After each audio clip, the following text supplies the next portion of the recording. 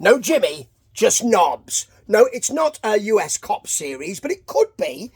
It isn't. It's no Jimmy Hart. It's, see the phone moving around there while I put my cover back. No Jimmy Hart, it's just Brian Knobs. You may have remembered in the Excitement Wrestling Federation, the XWF, first two, not one, two. They have been announcing them because it's now about 2005, I think, and they ran them in the early 2000s. So it's for a DVD, you see, and people have ripped it, and here it is on YouTube for our delectation and probably not delight, actually, yet. Maybe it'll get better, I just don't know. So anyway, it probably won't, but we'll see. Oh, blimey, see that then? I was trying to get something off the screen. It flipped a bit. I'm back. So, they usually do the bit at the beginning and end and something in the middle, Knobs and Hart. But Hart, apparently, this week is, he's off scouting for new talent, apparently. Apparently so, that's where he is, and so that's fair enough. Now, we're going to apparently see a star when Brian Knobs was growing up. Jimmy Snuka, not the best thing to do. Here's someone who was famous when I was growing up. No. I mean, he may bring his son in, and he does. Jimmy Snuka Jr. Yep. But you don't really want to be saying, and he was famous years ago. Not the best thing to say, is it? They will play into this later on in quite a difficult and I think quite difficult to like way. Anyway, you're going to be seeing him later. He mentions Greg Valentine as a partner in the Federation. I think Hulk Hogan was in there too, wasn't he? People say it was Hulk Hogan's Federation. I don't know if that's the case. I really don't. And let's get started. Now, in the first two episodes, you got Rena coming out first because she's the sort of head honcho. And she'll do the same in this episode. In the first two episodes, you then got Roddy Piper, the commissioner, coming out. And you'll get the same thing here because they've got a bit of an angle going on. It's not repetitive and boring at all. It is. And they've got an angle going on where Piper might want to, as she said last week, if you've got a hankering, something like with a hankering to get back in the ring under that kilt. Ooh, a bit sexy, you see, because under the kilt you might not have anything apart from these twig and berries. But anyway, she says she's happy with... Oh, no, actually, Piper didn't come out here. That's right. He didn't come out. I was wrong. He didn't come out. It's Mean Gene who's out. We'll see Piper a bit later, but she says that she's happy. She doesn't really mind, doesn't really care. This angle that they're trying to push will be changed a bit later. There's a reason for this. Well, no, actually, I'm not sure if there is a reason for it. I'm not sure if there's a reason why this kind of arena thing changes so quickly. But anyway, Flyboy Rocco, after we see Hacksaw Jim Duggan, ho, and Hulk Hogan, in your face. That's the comment. That's the tagline. Look at that phlegm on the chest. We've got Flyboy Rocco and Johnny Grunge with Jasmine. They seem to be walking on some kind of set. And yes, Universal Studios will be the official backdrop or area of XWF. I mean, that's a big story at the time. Although it is a bit WCW, isn't it? So, first of all, we've got Dresden, who's been, not seen him yet, but he's been bigged up as a big guy, versus Marty Jannetty. Now, last week, Marty Jannetty fell very quickly to a big bloke. This week, Marty Jannetty, well, Dresden will put him down. Big backdrop. Standing side kick. It's a super kick, Tony Schiavone. It's a super kick. Not quite sure if in the 2000s and early 2000s we called it a super kick. Not quite sure. Yeah, they did, because I remember they called it that in WCCW in 1984. So, yeah, that's from Jannetty, of course. Dresden won't do anything like that. Then we've got a slam with authority from Dresden, makes the ring shake nearly. He comes off the top, does Jannetty. Not Dresden, he won't fly. He's caught, there's a suplex and then a power bomb for the pin. And Jannetty has been beaten up very quickly by another big man this week, and it looks like he's being used as a jobber, which is a real shame, because people know of Jannetty, and it's not as if they're kind of using him to get anybody over. He's not allowed that much offense, so he can't really show. He's selling all right, but he can't really show his quality. Now, Valentine, this is the best. Last week, the thing with Valentine and Piper was the best bit of the whole show. This week, that's the same again, and this time it's about half as long. It's just ridiculous that this is the only good bit, really, in the whole episode. Valentine, they've got a board in the corridor, and Valentine doesn't see his name up there. He didn't last week. He's with Horace Hogan, who didn't see his name, but he'll be there this week, of course. He'll be performing this week. Performing is a very loose term. Yeah, in his case, and in this federation, it seems to me. Anyway, Valentine's not happy, and he's knocking on Piper's door. He's the commish after all. So he wants a match. I don't see my name up there. Knocking on the door, banging on it. Suddenly, Piper comes in, opens the door. He wasn't even in, and says, "Oh, see you later, see you later." Shuts the door. Valentine, wah, wah, wah, wah, wah, wah, wah. They don't play that music, but they might as well do. It's funny. That's about all you've got. It's all downhill from here, folks. Horace Hogan versus Josh Matthews. Josh Matthews had just come second in Tough Enough. We know that he had a bit of a career in wrestling. Probably still does. I remember him in Impact Wrestling, don't you? Don't you? He stomps, does Hogan. He throws Matthews over the top. Matthews gets a sunset flip. Hogan picks him up from that sunset flip. And then there's a nasty choke slam. Won't pin him. Which is a shame, really, for him, because Matthews gets a quick roll-up for the pin. Hogan's not very happy, and neither was I. Terrible match.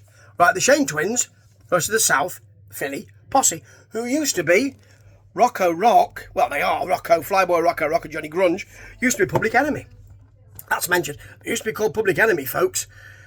They come to the ring with Jasmine, not looking all that interested. They used to bring na-na-na-na, da-na-na-na-na. Did they come to that? Hot Stepper. Here come the Hot Stepper. Was it that? They were in WCW, of course. They were quite poor in that. And here they are, being quite poor again. They seem a bit disinterested. There's none of that kind of agitational stuff, getting the crowd involved. Crowd are cheering quite a lot this week again. Last week I said it might be that cheers have been piped in. I think they might have been. I'm not sure. Maybe somebody can tell me. Now, in this match, we've got the Shane twins, who, seem to be being bigged up. Mike Shane laying in punches, throws one posse onto another posse member. It was Rocco Rock onto Johnny Grunge, really. Hits a slam. Grunge then interferes from the apron. Jerry Lawler, on commentary, of course, colour commentary, says they're dangerous. They don't look dangerous. They just seem like ordinary wrestlers, to be honest. They had a moment in ECW, and I always thought, don't know why, really. If you want to see a tag team who's dangerous, look at the Gangsters, to be honest.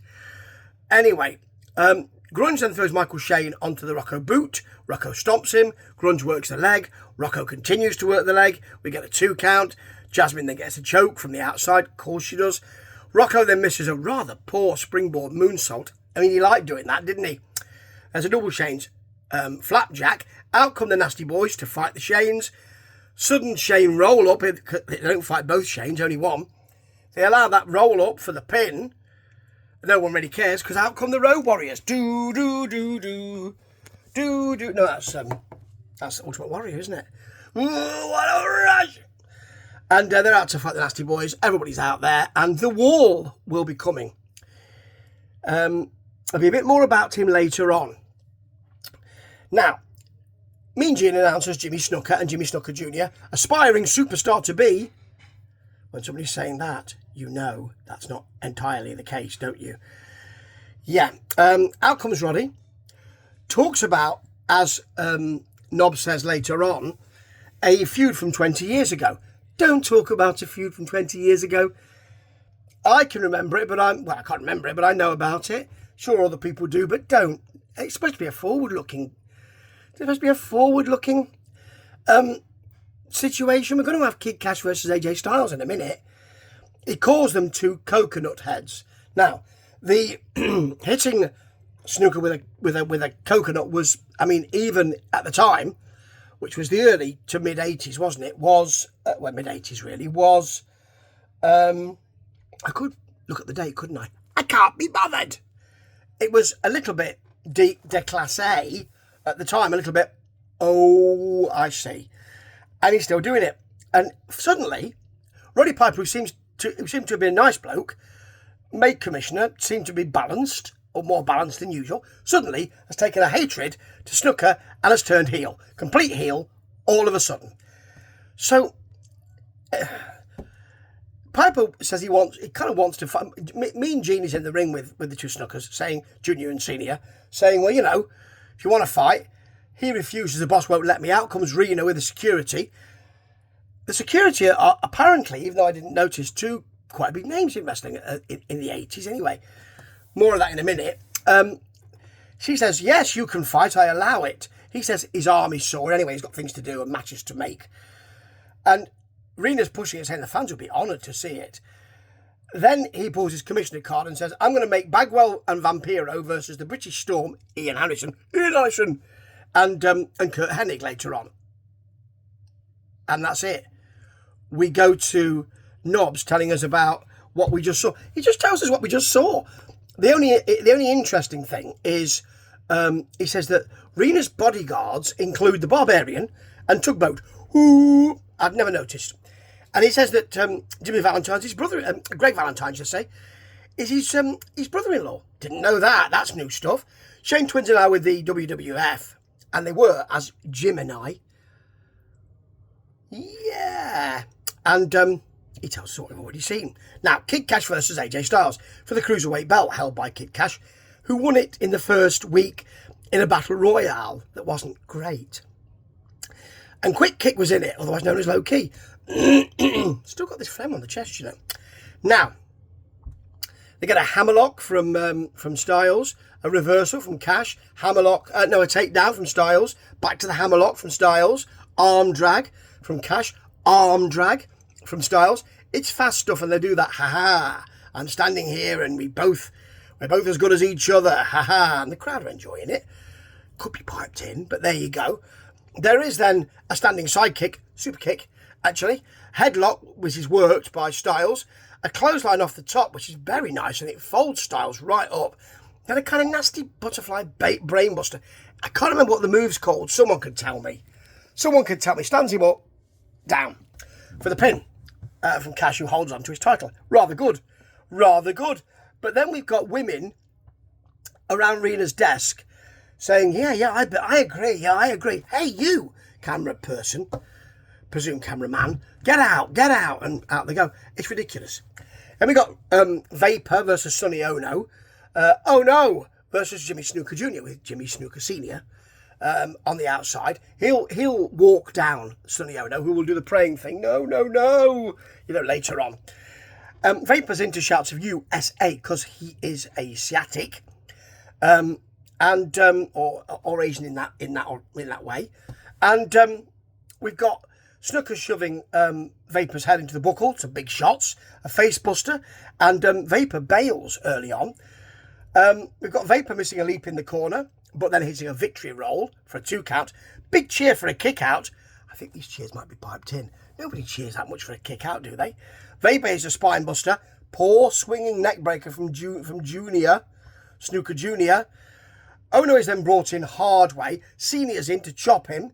Junior gets a face buster. Senior gets a backbreaker, which doesn't look good on Ono. Oh no! Senior and Junior then go to opposite corners and get stereo splashes, which is very nice for the pin. And your main event, Bagwell and Vampiro, in case you forgot, versus Hennig and the British Storm, Ian Harrison.